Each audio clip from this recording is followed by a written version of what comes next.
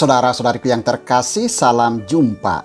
Kembali Anda bertemu dengan saya, Pastor Igo Walerubun MEC, dalam permenungan dan belajar bersama untuk memiliki kecerdasan sosial bersumber pada pesan inspiratif dari Injil hari Minggu.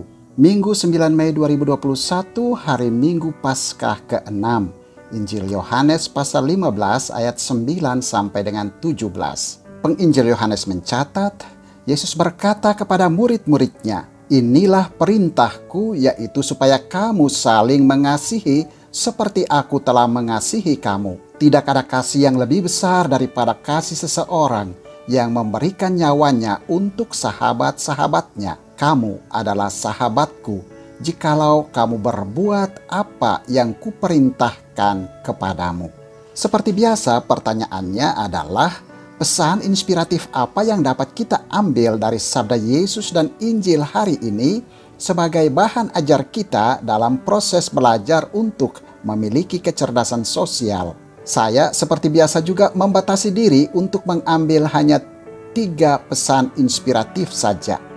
Bagi saya, pesan inspiratif pertama adalah saling mengasihi.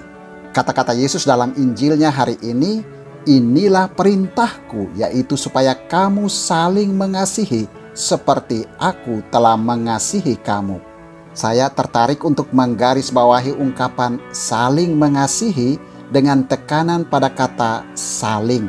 Saling berarti tidak searah, melainkan timbal balik ataupun berbalas-balasan. Ada aksi dan reaksi balik, ada undangan kasih dan ada tanggapan kasih kembali.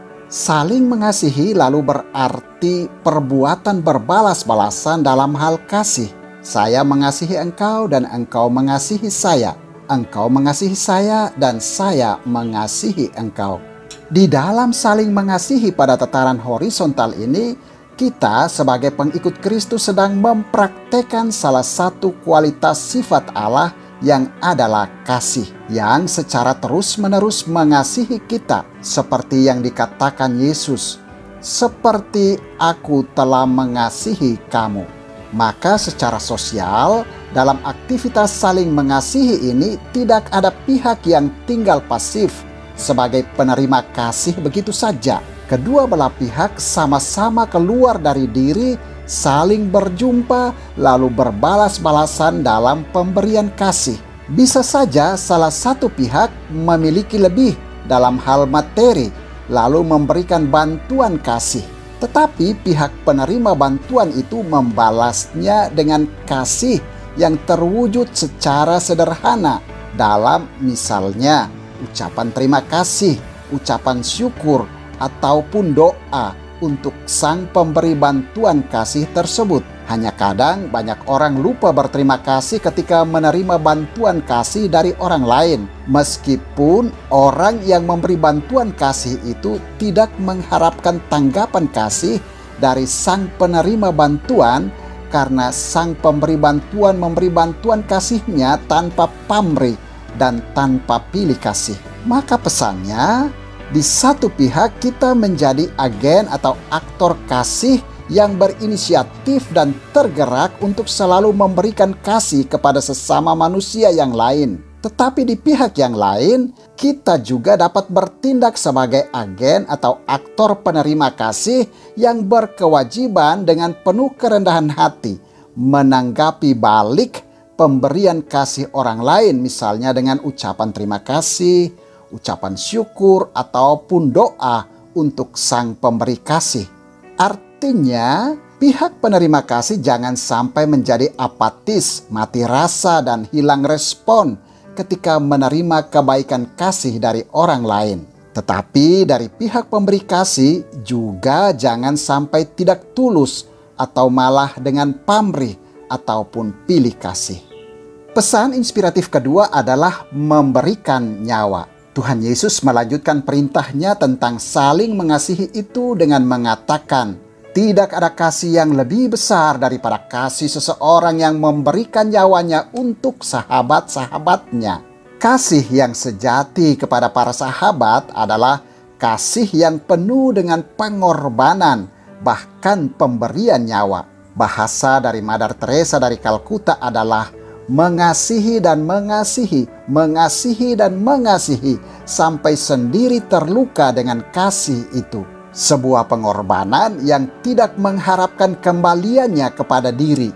Segala-galanya dikorbankan untuk orang-orang yang dicintai. Kasih yang sejati sampai memberikan nyawa itu tidak terdapat di dalamnya hitungan untung rugi.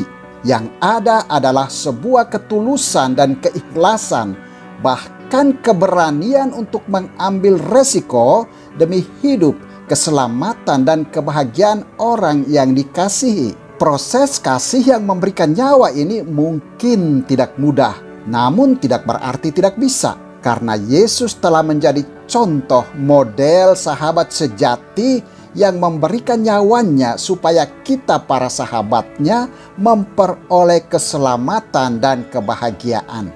Maka pesan untuk kita, mulailah membiasakan diri untuk mendahulukan hidup, kebutuhan, dan kepentingan orang lain daripada kepentingan dan kebutuhan diri sendiri. Belajar untuk tidak mengharapkan balasan orang ketika Anda melakukan sebuah perbuatan baik. Prinsip moral yang selalu kita hindari adalah do ut des. Saya memberi supaya engkau memberi. Jangan lagi punya prinsip ini. Belajar untuk berkorban. Belajar juga untuk berani mengambil resiko. Jika Anda harus menolong para sahabat yang keamanan dan keselamatannya ada dalam bahaya. Pesan inspiratif ketiga adalah sahabat.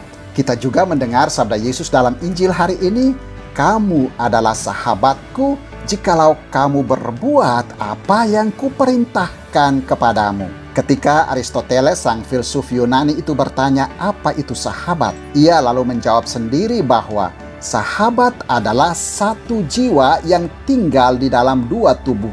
Ada suatu kesatuan pikir, rasa, dan tindakan. Satu arah gerak yang sama. Tuhan Yesus tidak menyebut kita lagi sebagai hamba, melainkan sebagai sahabat. Tetapi syaratnya adalah melakukan apa yang diperintahkannya. Dan supaya kita dapat melakukan perintahnya, maka kita perlu berproses untuk tinggal di dalam Tuhan Yesus dan Tuhan Yesus di dalam kita.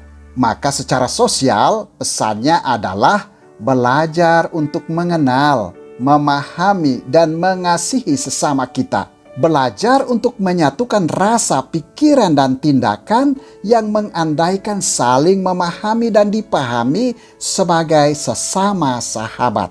Belajar untuk tidak mau menang sendiri dan tidak memaksakan kehendak kepada orang lain. Belajar untuk menemani, memotivasi, mempercayai, dan menghargai sesama. Teristimewa belajar untuk menemani orang yang mungkin ditinggalkan oleh orang-orang lain saat dia mengalami kesulitan.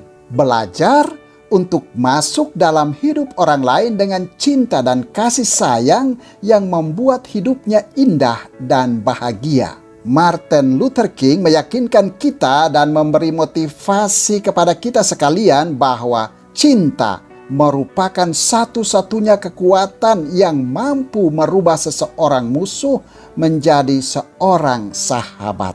Mari jadikan sesama di sekitarmu sebagai sahabatmu dengan menebarkan cinta dan kasih sayang. Tuhan memberkati.